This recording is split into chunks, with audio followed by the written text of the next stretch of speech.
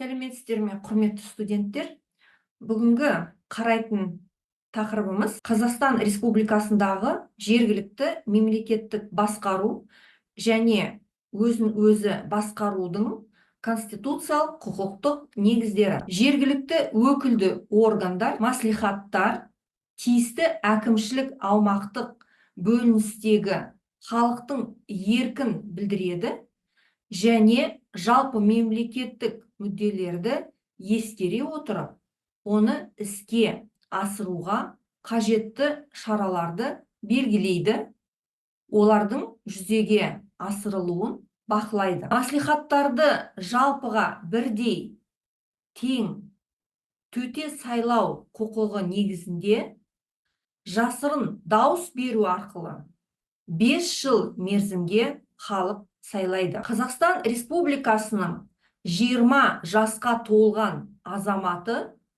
маслихат депутаты болып сайлануы мүмкін. Республика азаматы бір маслихаттың ғана депутаты бола алады. Маслихаттардың қарауына мыналар жатады: аумақты дамыту жоспарларын, экономикалық және әлеуметтік бағдарламаларын, жергілікті бюджетті және олардың орындалуы туралы есептерді бекіту. Өздерінің қарауына жатқызылған жергілікті әкімшілік аумақтық құрылыс мәселелерін шешу. Келесі: заң мен маслихат құзыретіне жатқызылған мәселелер бойынша жергілікті атқарушы органдар басшыларының есептерін қарау. Келесі: маслихаттың тұрақты комиссияларын және өзге де жұмыс органдарын құру, олардың қызметі туралы есептерді тыңдау, маслихат жұмысын ұйымдастыруға байланысты өзге де мәселелерді шешу. Республика заңдарына сәйкес азаматтардың құқықтары мен заңды мүдделерін қамтамасыз ету жөніндегі өзге де өкілеттіктерді жүзеге асыру. Маслихаттың өкілеттігін мерзімінен бұрын республика президенті тоқтатады.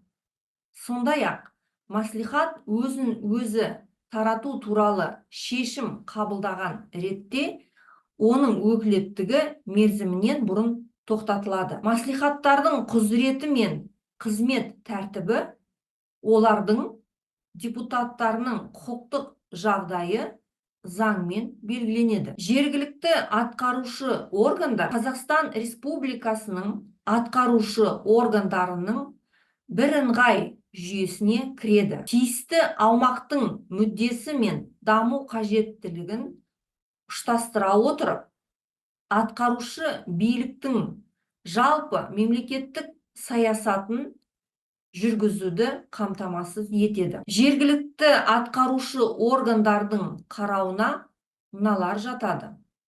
Бірінші: аумақты дамыту, экономикалық және әлеуметтік жоспарларын, жергілікті бюджетті әзірлеу және олардың орындалуын қамтамасыз ету.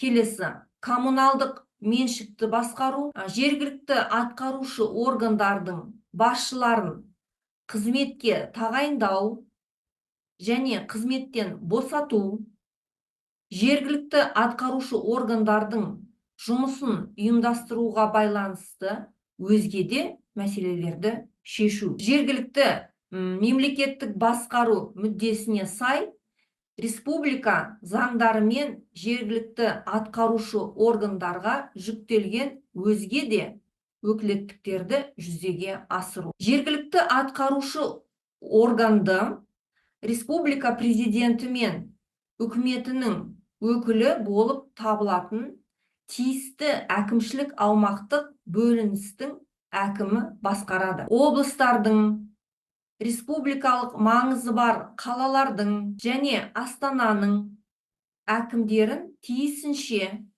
облыстың аумағында орналасқан маслихаттар депутаттарының немесе республикалық маңызы бар қалалардың және Астананың маслихаттары депутаттарының келісімімен республика президенті қызметке тағайындайды. Республика президенті дауыс беру жүргізілетін кемінде 2 кандидатураны ұсынады. Дауыс беруге қатысқан маслихат депутаттарының көп дауысын алған кандидат олардың келісімін алды деп есептеледі. Маслихаттар өз құзыретіндегі мәселелер бойынша шешімдер, ал әкімдер тиісті әкімшілік аумақтық бөлінісінің аумағында орындалуға міндетті шешімдер мен өкімдер қабылдайды. Маслихаттардың жергілікті бюджет кірісін қысқартуды немесе жергілікті бюджет шығысын ұлғайтуды көздейтін шешімдердің жобалары әкімнің оң қорытындысы болған кезде ғана қарауға енгізілуі мүмкін. Қазақстан Республикасының Конституциясы мен заңдарына сәйкес келмейтін маслихат шешімдерінің күші сот тәртібімен жойылуы мүмкін. Әкімдердің шешімдері мен өкімдерінің күшін тиісінше Қазақстан Республикасының үкіметі не жоғары тұрған әкім жойуы мүмкін. Сондай-ақ олардың күші сот тәртібімен жойылуы мүмкін. Осымен дәрісімізді аяқтаймыз.